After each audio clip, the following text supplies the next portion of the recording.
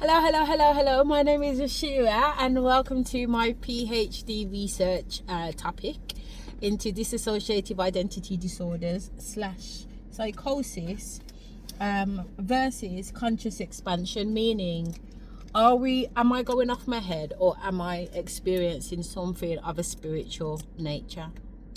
Anyway, today is Tuesday the 30th of December 2025 and it is 1442. I took a picture of 1441 because I love butterfly numbers where they're almost reversed to each other. I've just dropped my daughter off to work. I'm on my way home, so I'm not too far away from my house.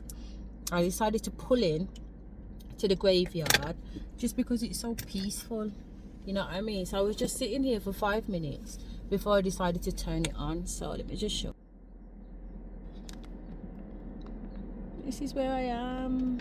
It's the most beautifulest graveyard ever. I mean, have a look at these guys over here.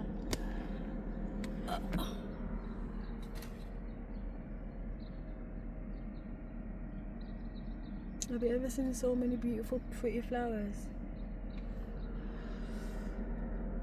Like summertime in the graveyard. Anyway, I just wanted to kind of come on and talk about how I'm feeling. How I'm feeling at the moment. I'm day 2 into my ayahuasca diet detox. That means no alcohol, no tobacco, no dairy, no meats, no sex, no this, no that. Half of that weren't going on anyway. But in terms of like no tobacco, no alcohol or anything like that, I feel okay. To be fair, I feel absolutely fine. I've got quite a good what's the word I'm looking for? Like discipline, but I was looking for an alternative word outside of discipline in terms of like my mental state. Like it is a form of discipline because once I make my mind up about something, I've made my mind up about something. But I also am able to kind of cut myself off from things and people and mean it. Like if I'm not indecisive, I'm decisive. Although recently I have come to understand that I'm more indecisive than I perhaps allowed myself to believe that I am. But that's a whole topic for another day. I just wanted to kind of talk about how I've been getting on, how am I feeling, what's been concerning me. Nothing's been concerning me really. 2 days ago, I had a message from my son telling me that my biological karmic father had had a stroke and was in hospital, and my older sister had sent some information with regards to his location and that, which is, oh, I love that. There's a little magpie that has come. Oh, you can't even see him, can you?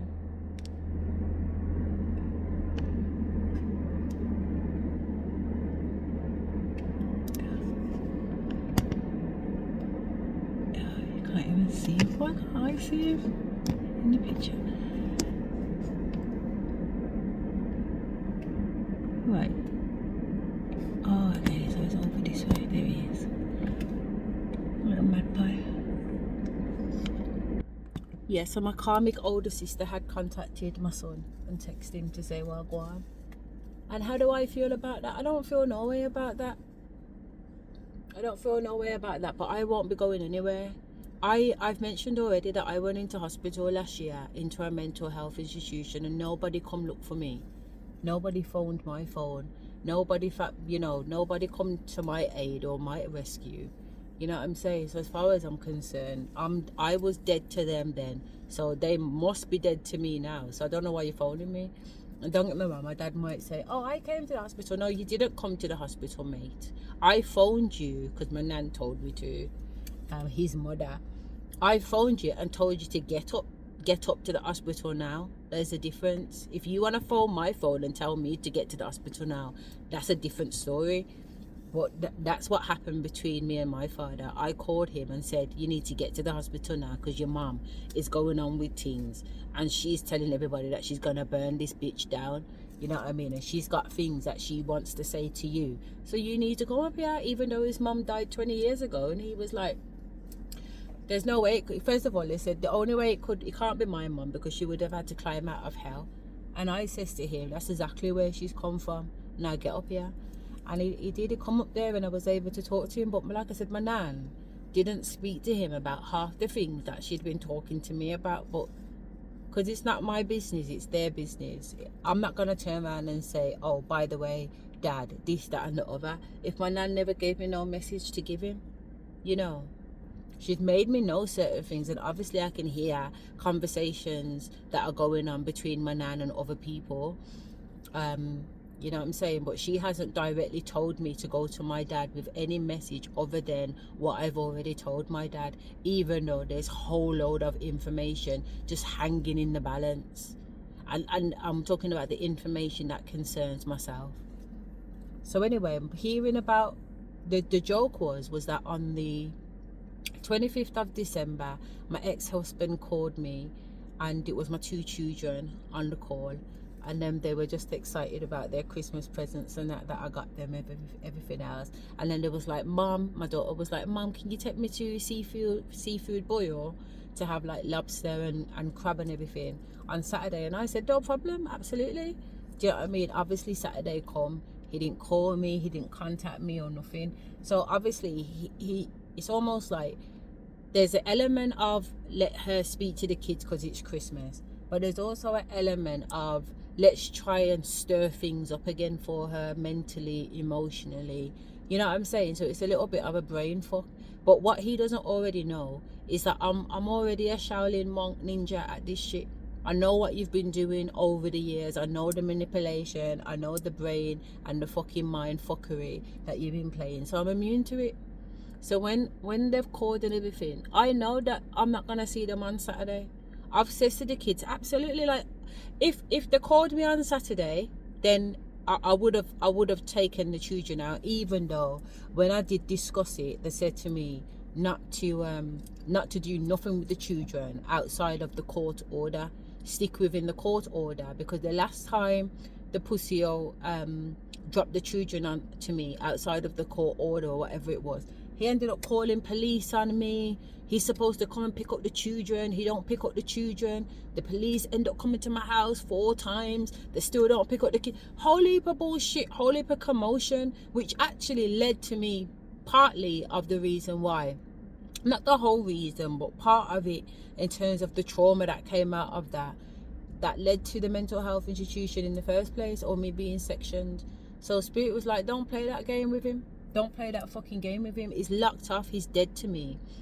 I told him from June of 2025, me and you will never have no communication. You're dead to me. And I fuck with dead people, but I don't fuck with them type of dead people. As in, you're still alive, but you're cut off. You're dead to me. So my family, the ex-husband, my dad, my mom, my sisters, the one brother, whatever, they're dead to me. I buried you guys in 2021, if the truth be known. You know what I'm saying? I know that I'm going on this journey of life solo. And I've been solo for the last 5 years. I've been solo. I've been walking this journey by myself. So there ain't no reason for me to be inviting any of these warlocks, any of these karmics, any of these bullshitters, any of these fucking insecure, jealous, fucking bad-minded hypocrites back into my life. No way, Jose. I don't want anything to do with not one of them. Not one of them. Not no niece, not no nephew, not no cousin brother, not no cousin uncle. Nobody. I'm more than happy to just literally go through these next dimensions by myself. You're born by yourself anyway. You know, let's not forget that we come here by ourselves to have this journey. And what I've seen in my life so far is that all the external stuff, it's just baggage, it's just headache. It's headache and it's heartache. And it's stuff that I'd rather do without.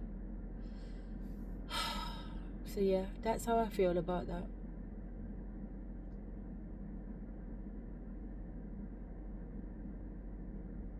How can I find it so peaceful and welcoming at the graveyard?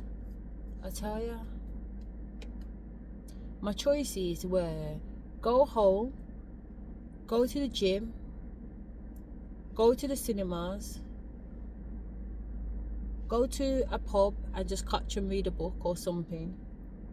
And I was like, nah, let me pull up in the graveyard. And I'm so glad I did, because I just feel like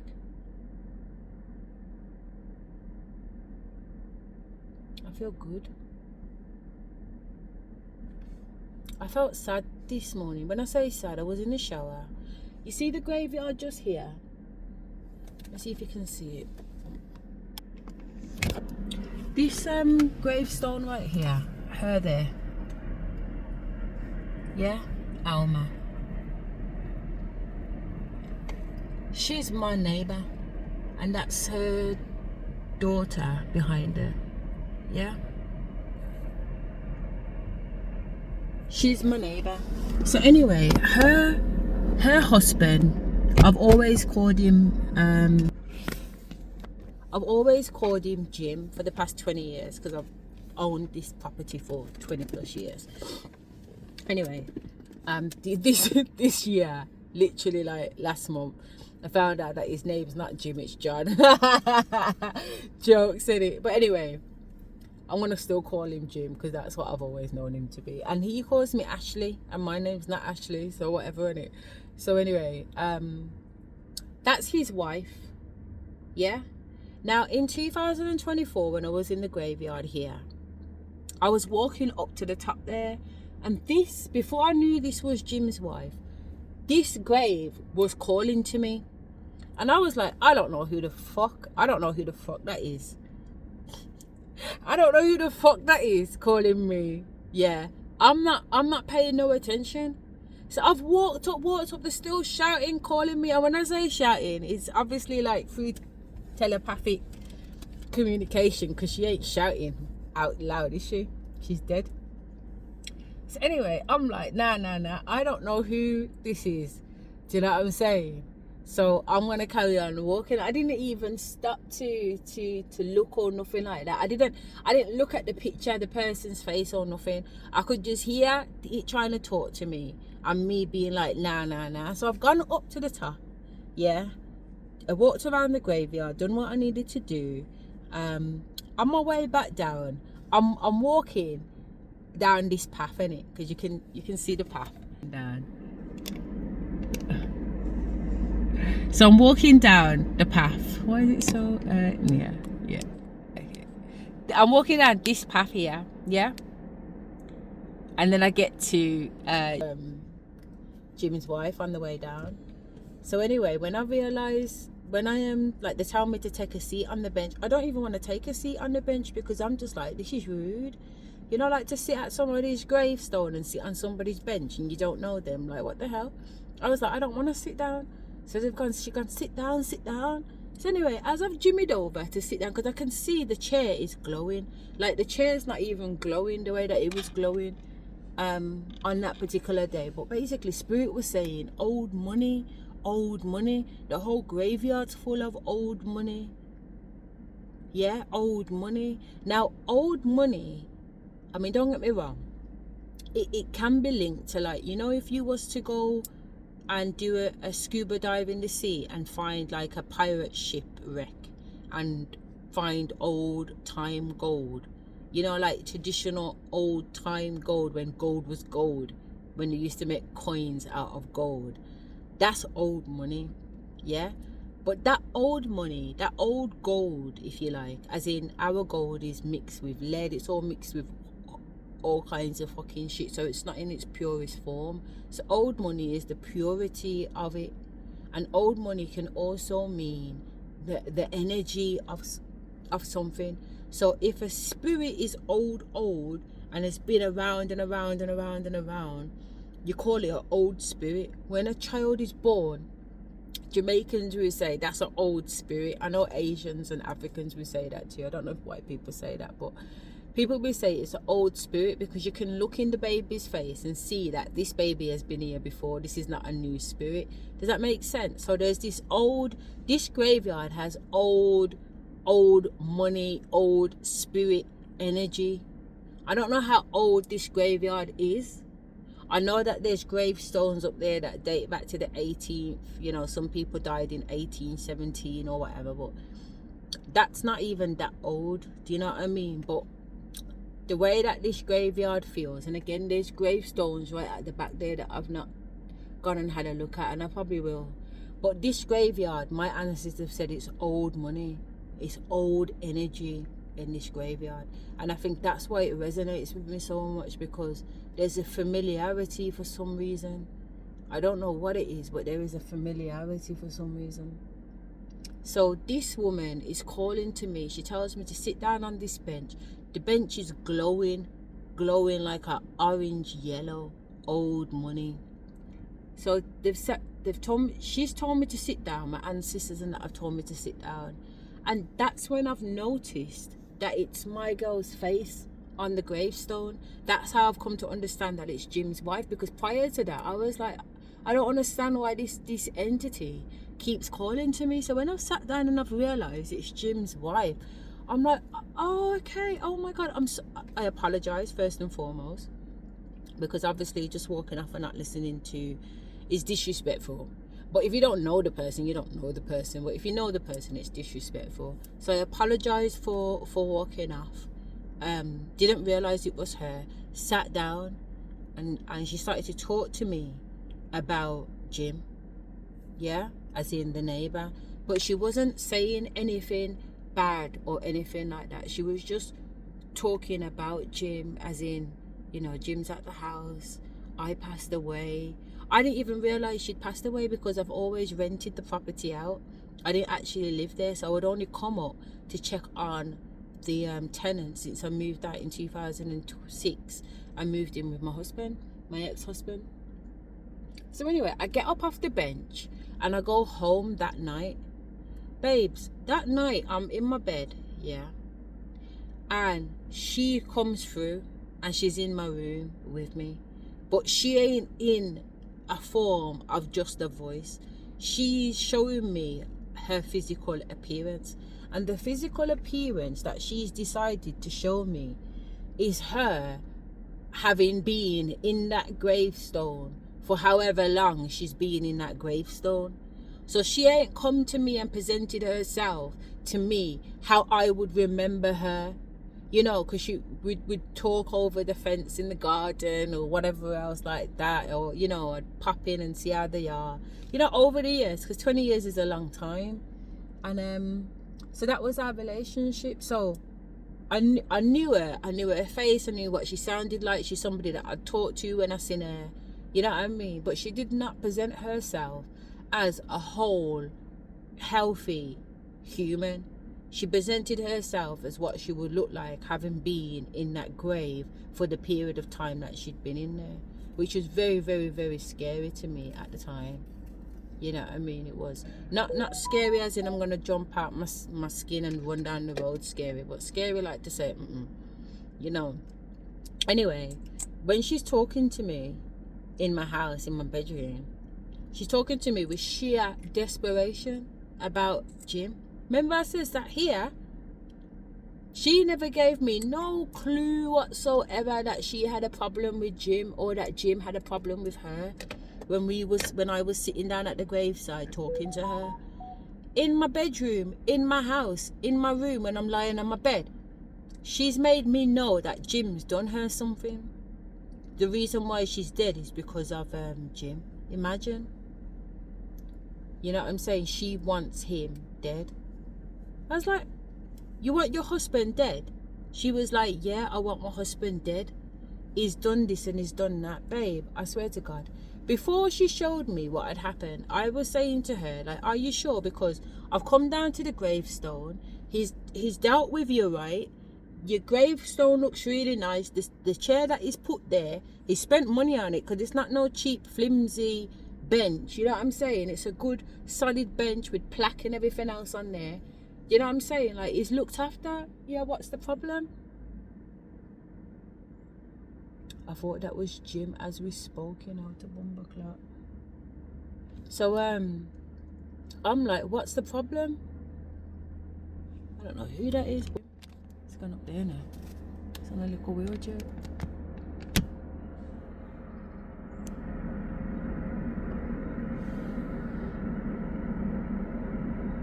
Just behind that little flowers. And there's she, who I'm talking about.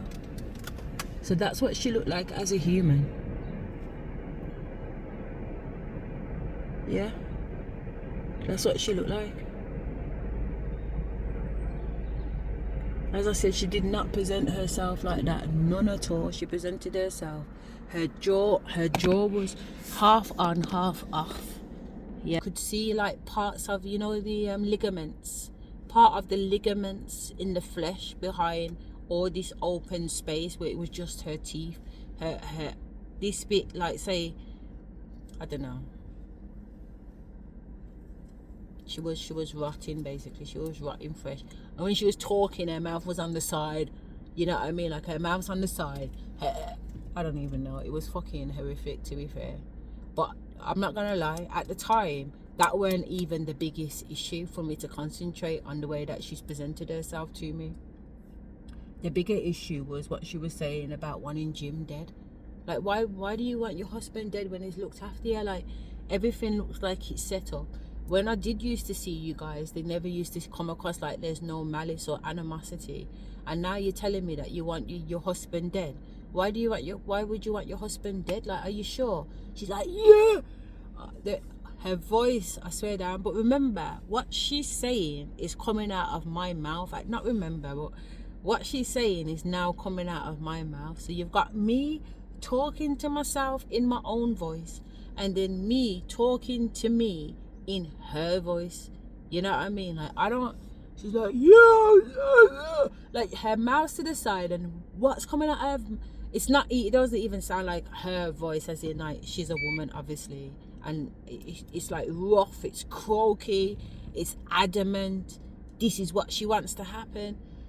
But she's not telling me to kill Jim, obviously. She's just letting me know that things between her and Jim were not what they seem. So anyway, when I must have said show me. I must have said show me. I can only imagine that I've said something like show me, because as I'm sitting there on the bed, I start to get visions about her and Jim. But the thing is, now when she's talking to me and I'm having these visions, it's not in this scary monster. When I've said show me, or I'm being shown, she's no longer looking like a scary monster. She's in her human form, but I'm seeing her memories through her eyes. Yeah, and she's basically saying to me, and again, I don't think any of this, or what I'm about to say, is going to make any sense. But it's not about it making sense. It's just about me sharing a situation, sharing something that I believe happened to me. Yeah, I'm a medium anyway, so speaking to ghosts and talking to ghosts or dead people is not an issue. I've done it to the point where I've almost done it professionally. You know what I'm saying? So I've been part of a spiritual circle with Sutton Coldfield Spiritual Circle, and I used to go there every single week to meet with a circle of people where we would all engage with people with dead people, and we'd give each other messages about dead ones that have passed over, you know, dead loved ones. So it's not unusual for me to be communicating with spirit or passed over people. But what was unusual about this one is that now I was being shown her memories, and she was saying to me, like, there was, in this particular moment, she understood that she was at fault too, and she was sharing with me her knowledge of being at fault. And she was saying that she pushed Jim to the side and was just focused on the children. Like, as a mom, she was giving all her love and attention to her children, which meant that she wasn't giving enough love and attention to Jim. So she was acknowledging her first mistake. Yeah, through that mistake though, she is letting me know, yeah, through her memories and her visions, that what that love for her children did, it created it's like she put her children in the middle of her marriage. And what that did, it drawed Jim in because of his love for her and her love for him, don't get me wrong.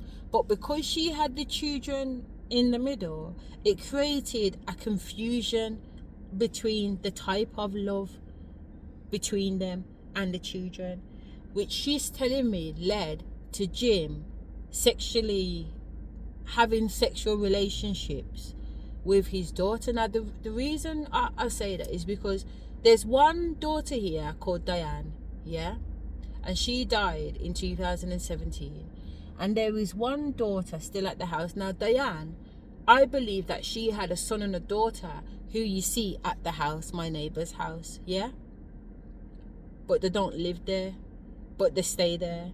But the other daughter, as in Jim's and Alma's youngest daughter, she's still at the house. She's in her 30s now, yeah. Now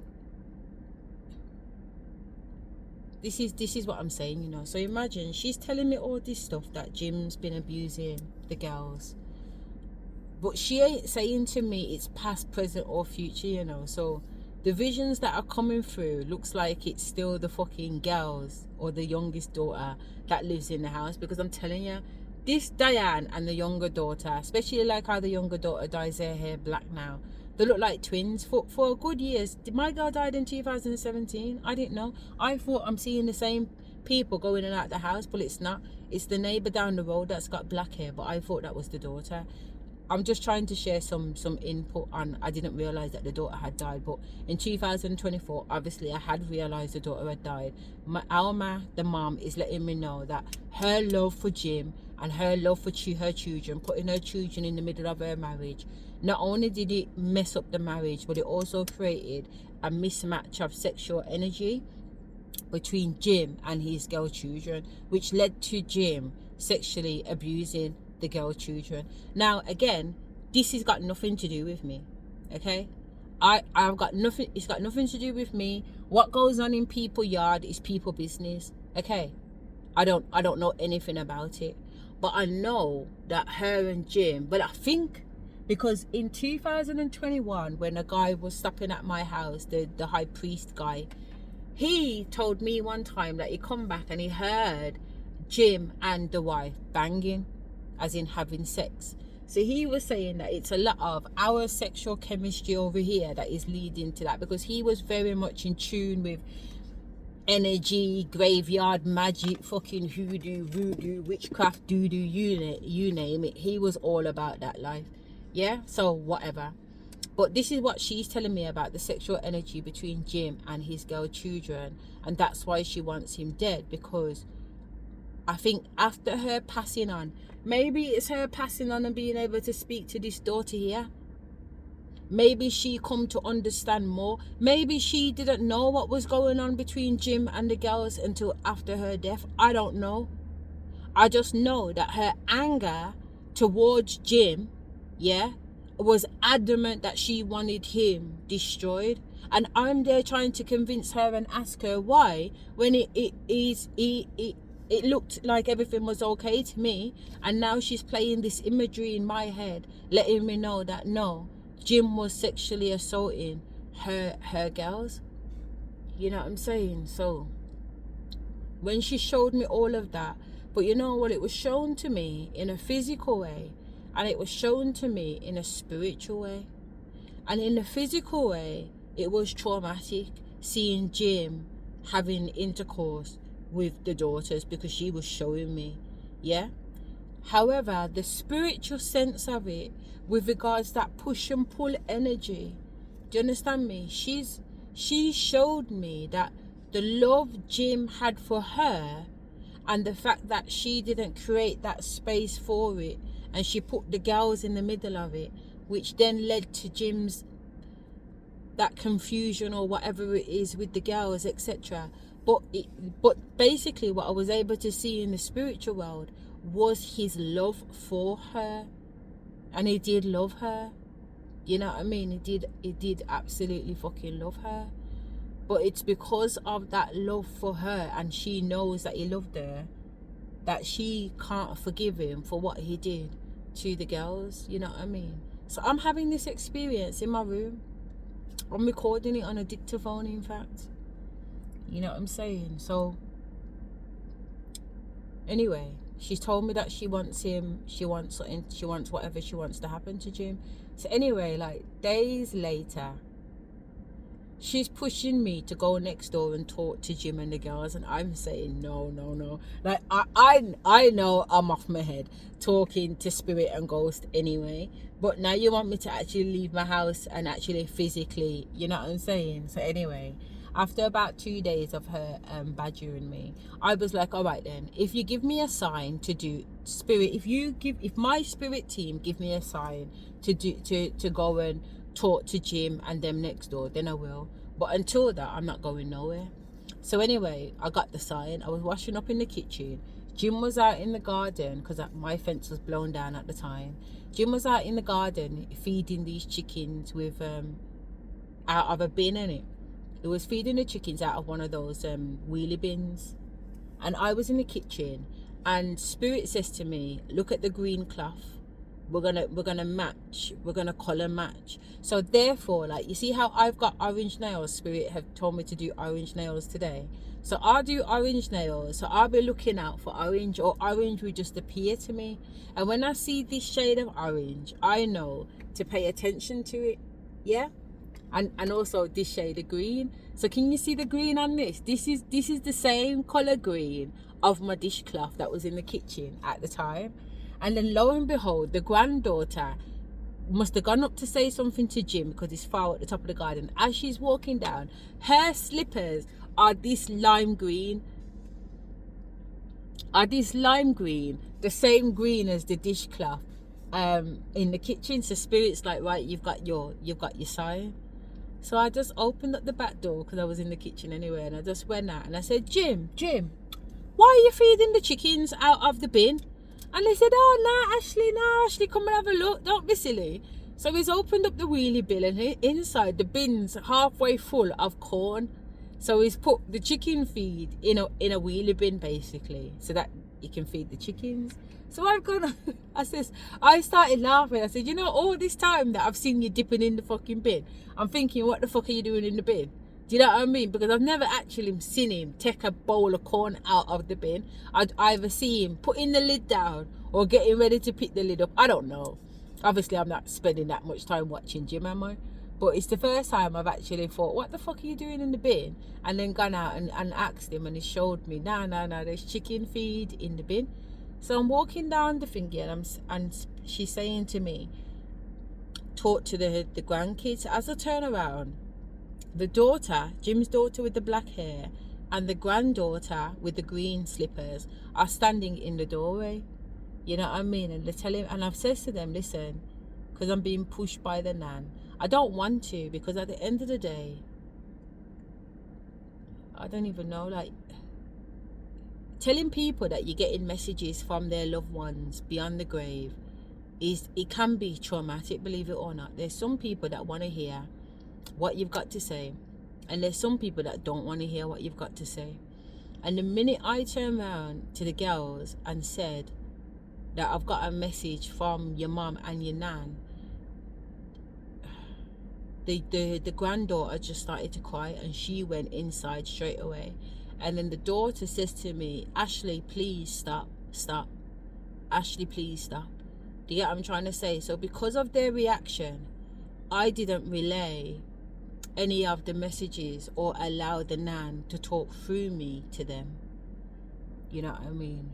With full respect for them and their wishes, you know. So I've not spoke to Jim about what his wife has said. I've not spoke to the daughter, and I've not spoke to the granddaughter about what they've said. I've just held on to it. And that's why when I pulled into the graveyard today, I just spent a little 5 minutes just sitting down before I put the video camera on, just to see if my girl wanted to come in and say anything. And it's so funny, you know, because it's not the mom that wants to say something, it's the daughter that is giving me the energy. And maybe it's because I'm talking about the granddaughter, And she's not young, don't get me wrong. She's probably about, she's left school age, so she's not little, but she was just like, no. And she just went into the house crying, and then the big daughter was just like, no, Asha, please don't, Ashley, you know. So yeah, you have to respect that, man. Not everybody wants a message. And to be honest, I'm so glad too, because if I'm completely honest, they ain't good messages.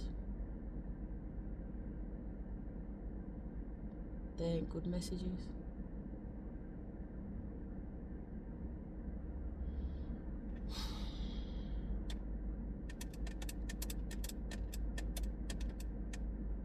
So about 2 months ago, Jim was rushed into hospital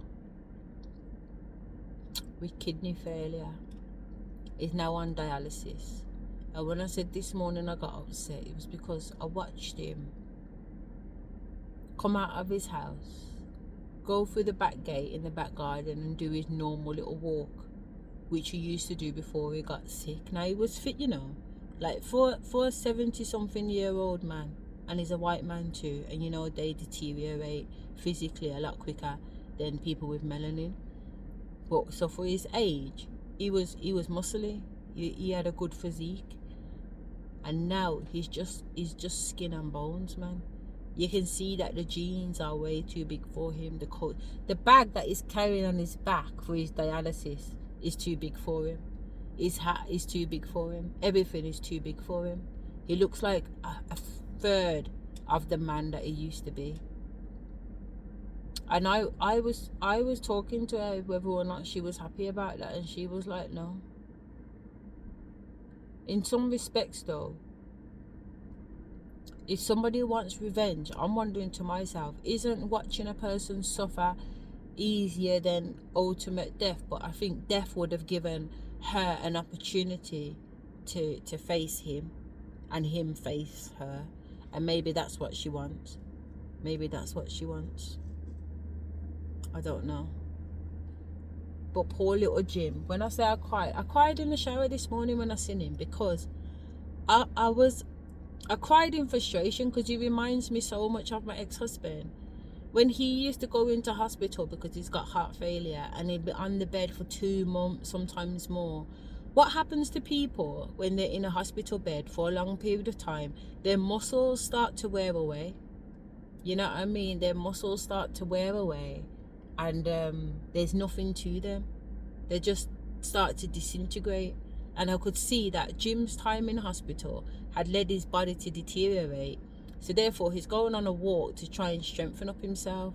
But you can see that him going on a walk is pushing himself too much. And I used to watch my ex-husband do things like that, like literally not be able to walk or breathe. And then you're nursing to them, and you're catering to them, and the next thing you know, he's trying to get dressed and go out to football. And you're like, well, I don't know, man. It's almost like a little bit of a suicide. You know, like you're ill. I get that you physically want to get out there, and I get that you've been in hospital for how long, and you know what I mean, but I just think it's so reckless when people try and do the things that they used to do before they got sick. Like, doesn't that tell you after getting sick that the things that you were doing before you got sick weren't necessarily working for you? I'm not just talking about Jim going out for a walk today, because I am a little bit, because I know that the walk is beneficial, don't get me wrong, but he could have just walked to the top of the garden and back down again, to the top of the garden and back down again. You're going to go out the fence and you're going to go and do your normal walk all the way down to Asda, I can imagine, and coming back up, and it just frustrated me, man. It just frustrated me, because I'm just like, I watched my ex-husband just constantly be on a suicide mission. At least that's what it felt like. It felt like he was always on a suicide mission. You know what I mean? He was always doing something that was about to put his life in danger. And I would always be the one picking up the pieces after he did it. And every time he was on a hospital bed, he'd set up a new business or some new adventure that when he got sick again, I would have to pick up the slack or the pieces and manage or run with. You know what I'm saying? And I just feel like it just all came to a head today while I was in the shower. Because while I'm in the shower, and the bathroom windows open, you can see all of outside, and it's on watching Jim go up the garden path and out the door and along the field where the horses are at the back of our house. And I'm just like, this fucking guy, man, just sit down. It's Christmas anyway. You know what I mean? Everybody's resting. Like, the one time a year that you're allowed to eat and rest is Christmas. You know what I'm saying? Why are you trying to overdo it and everything else like that? But maybe that's part of the plan. Maybe that's part of the plan. And that's what I'm coming to realise, that there's a lot to do with the plan. Jim the neighbour has been... So you've got all of that about Jim. And then you've got another level of Jim where he's just been stalking me, allowing people to come into the back garden, to plant things in my garden, to work witchcraft and all kinds of fucking black magic. Jim is linked to Freemasonry. He's in some kind of secret fucking society. He deals with necromancy. You know what I mean? Part of her death was a part of a fucking sacrificial death for Jim. Do you know what I mean? So all of these downloads have come in. So believe me, there's no pity party for blood clot Jim or nothing like that. Don't get me wrong, but I'm just saying that today doing that triggered me from my ex-husband. But then you've got Jim with his fuckery, like I've just mentioned. You've got my ex-husband and his fuckery, and you've got my dad and his fuckery. All three of them are sick. All three of them are sick. Jim's has to be on bypass now for the rest of his life. The ex-husband will need a new heart for the rest of his life until he gets one. And now when he gets one, he's going to still need more medication and treatment to go with it. Because it's 10 years in 2026 that he's had the LVAD in, and it only lasts 10 years. It's a bridge for the heart between needing a heart and actually getting a heart. And then my dad this week has had a stroke. How interesting. How interesting. And then in September, my mum's mum passed away. So I've had a nan pass away. The neighbour dropped down with lung kidney failure and all kinds of fucking shit going on with him. My nan passed away. The ex-husband needs a heart. Jim's got kidney failure, and my dad's had a stroke. You know what I'm saying?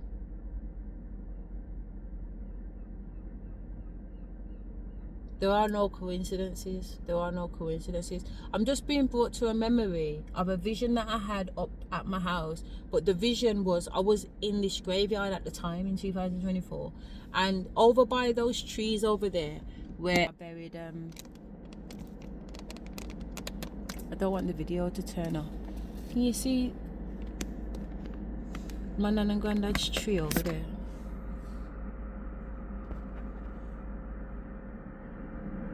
It's the one that has literally got no branches on it. Can you see it there in the middle? So it comes up and it's got two sticks at the top of it.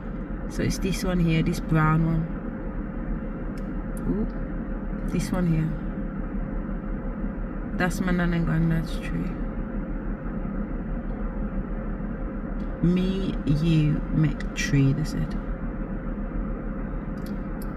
And in front of this tree here is where I had the vision of my dad and one of these karmic fuck niggers that have come in, number fuck nigger 2, Jason, was having a row together. Like they were part of some, it's gonna sound weird, I'm gonna say a dog kingdom, but really it's more likely to be a wolf kingdom. Yeah. And what's so weird is that when Jason and my dad first met in 2021, they had a little situation. My dad was in his face, like to say, what blood? You're talking to my daughter, don't chat to my daughter. It's so weird, because I've never seen my dad act like that before. And Jason was like, yo, just cool, Ras. I know your daughter, we used to go to school together, which is true. We used to literally go to school together, but even when he said that, my dad weren't having none of it, to the point where I just thought, you know what, fuck it, let me just go with my dad before my dad really starts some shit up in this place. You know? And it's the same youth. It's the same youth that I watched my dad act like that with in a club. It's the same youth that I'm having the vision in this graveyard between him and my dad. And what's so weird is that, you see, when I was with this Jason back in 2021, he's going through some type of physical transformation, you know, almost like he's getting ready to turn into a fucking werewolf. Because not every single night, but most nights, and this was happening to him before we met, you know, so this isn't because of me. Before we met, I don't know, it wouldn't happen in the day, it would just happen in the night. And he would get physical spasms where his body would just spasm to the point where he's licking you in the bed because he's spasming and he's got no fucking control over his body. But you would see how much of it in pain he was. Like his chest would tighten up. It was like a physical thing. And I'm saying to my ancestors, what the fuck is going on with this guy? And my ancestors were like, don't worry about it. It's got nothing to do with you.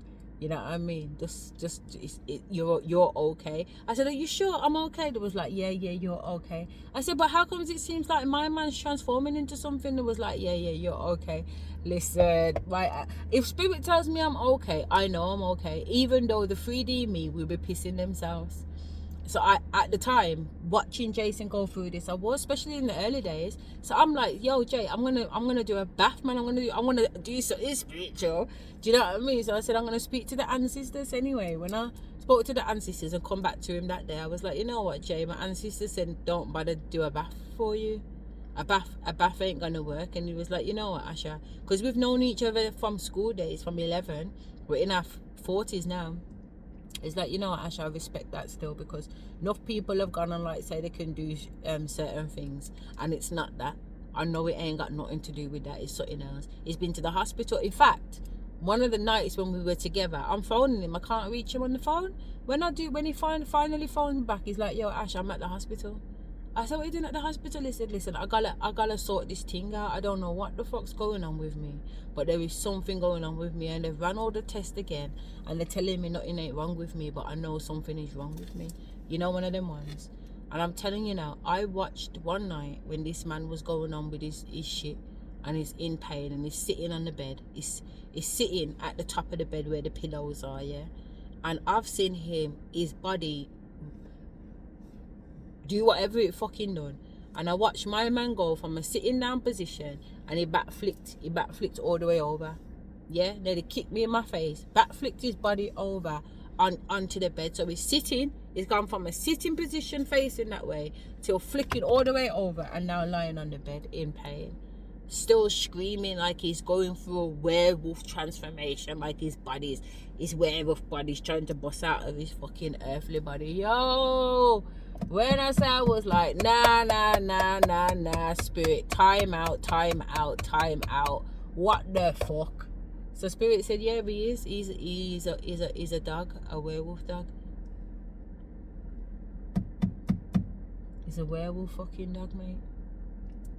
Which wasn't hard to believe, to be fair, because the joke of the matter is he used to walk with a dog called Blue, an XL bully. You know what I mean? And the XL bully, to me, felt more human than Jay did. Imagine that. It's like I could telepathically communicate with the dog Jay. And the dog Jay, he used to sit down next to me. Like, not be protective in a protective way, but he used to sit down with me and give me an energy like he's my man. So weird, and this is the dog. You know what I'm saying? And I look at him, and I don't really fuck with dogs. We didn't have dogs growing up. I ain't really spent much time with dogs to know what dogs do or don't look like. But I'm telling you now, like, from his thigh right the way down, I'm telling you, the man was built like a man. Them XL bullies are muscly anyway, but it was muscly, like, say the leg was a thigh, a calf, and a foot. I'm thinking, fucking hell. Not only does the dog act like he's human and move like he's human, there's elements of him that looked fucking human. I was just like, what the fuck? Yeah. But Jay, the human, felt more canine than the fucking canine. But I don't know whether or not that's reason why you walked with a dog in the first place, but I'm telling you now, definitely canine. So when I'm seeing the visions of my dad and Jay barking at each other in a standoff and at the pub, and then barking off at each other down here in the graveyard, it's not hard to believe. I've just never seen that my dad was linked to any kind of this guy.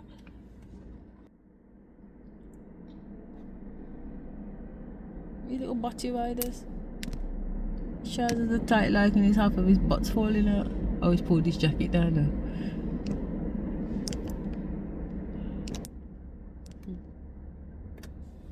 Yeah, so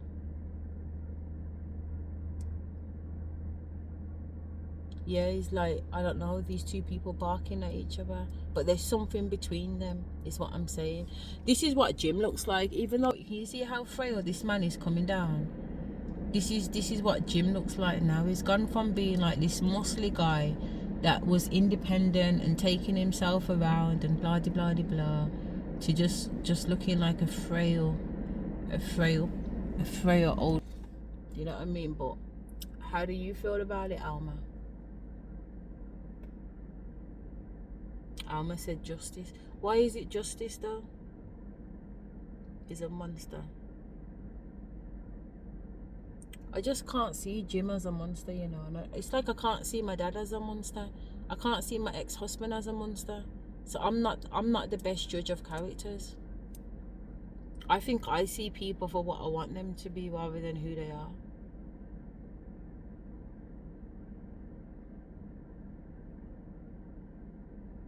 She said he's a monster. And he has done things to me, she said.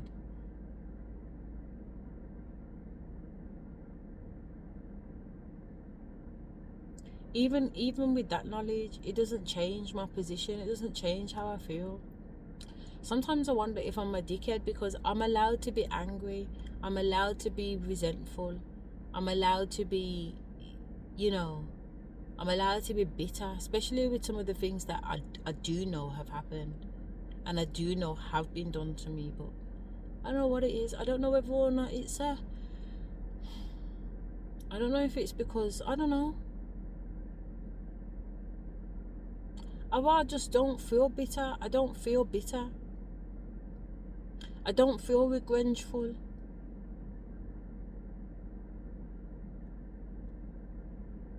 I don't feel like I need to get anybody back. I don't feel like I need to do anybody anything. I don't feel like I need to say bad things about people.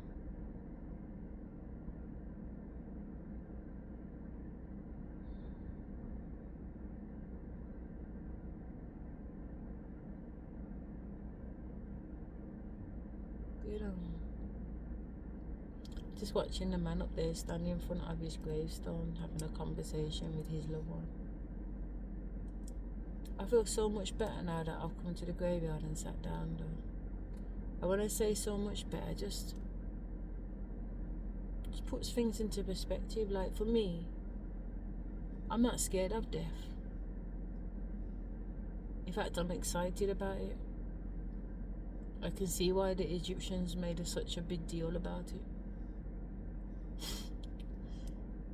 You know, this is hell. Or it's what you make it.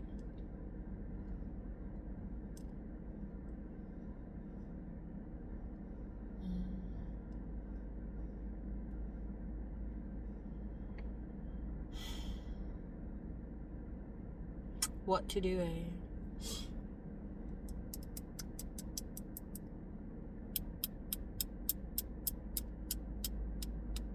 I do feel like it's just deserves though. I generally feel like everybody has what they deserve. And I also feel like today I'm learning a very valuable lesson. Not to give away my spot. You know?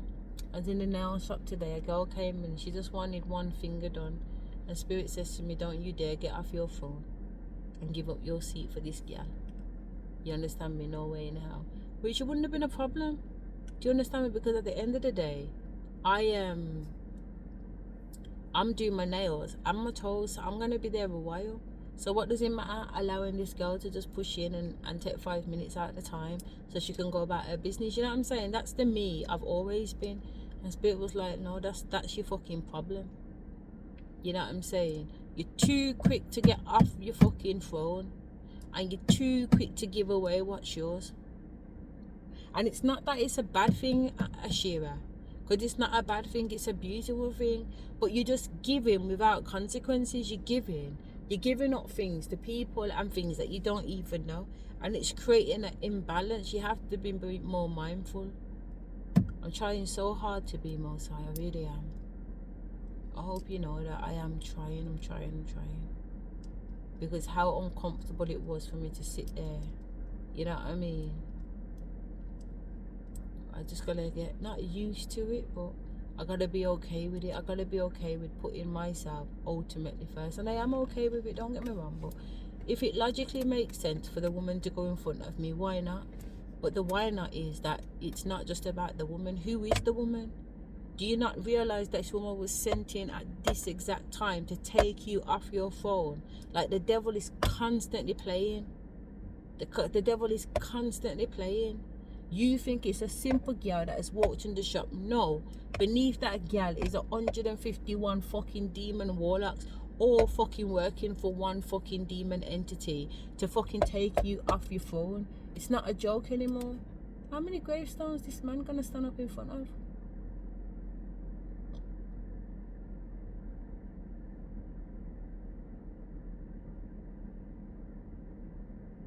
You know, it's not a simple thing. You can't look at everything as it just having a physical, earthly meaning.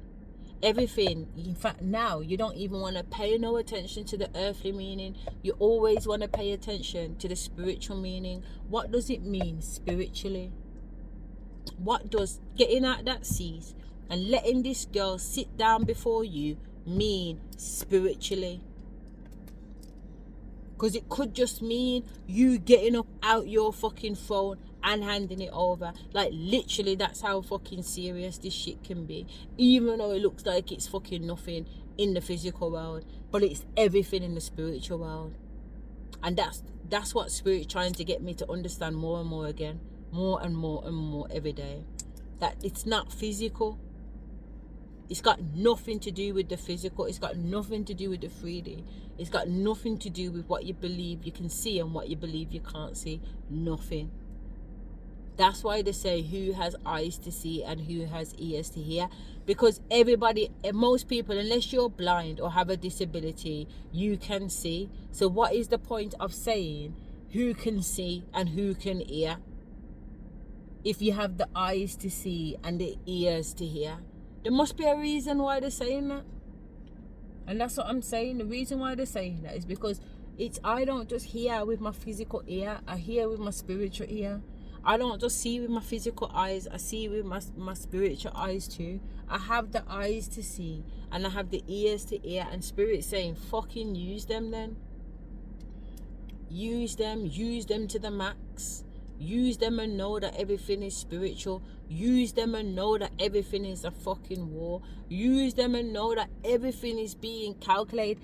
Everything is premeditated. Nothing is happening by chance. The girl is not just walking into the nail shop randomly. No, nothing is by chance. If you ever knew.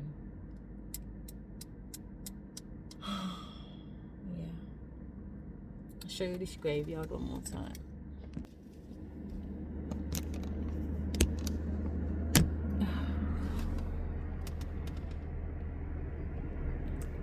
Look at that Christmas tree and everything.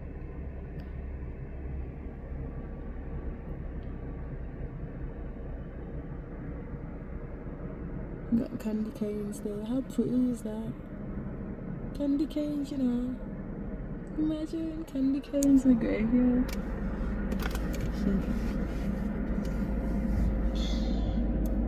This is the last grave my man just went and stood in front of. This one here.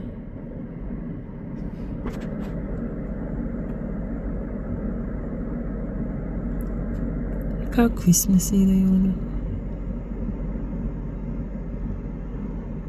This one's even got bells on the tree. Look how nice this is.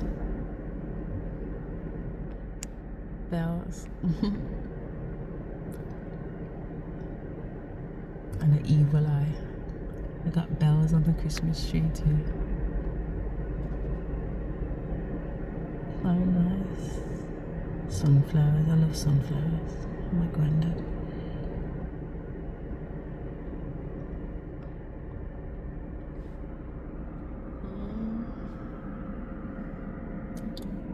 energy. So that's my little daily rant. Oh my god, I got weeks left of this dieta before I have my my little dose of plant-based medicine, you know, and I'm really looking forward to it. So on that note, I'm gonna say bye, and I'm gonna get myself together and get myself something to eat that is decent and have some fruit or something. Okay, so take care until the next one. Speak to you soon. Bye.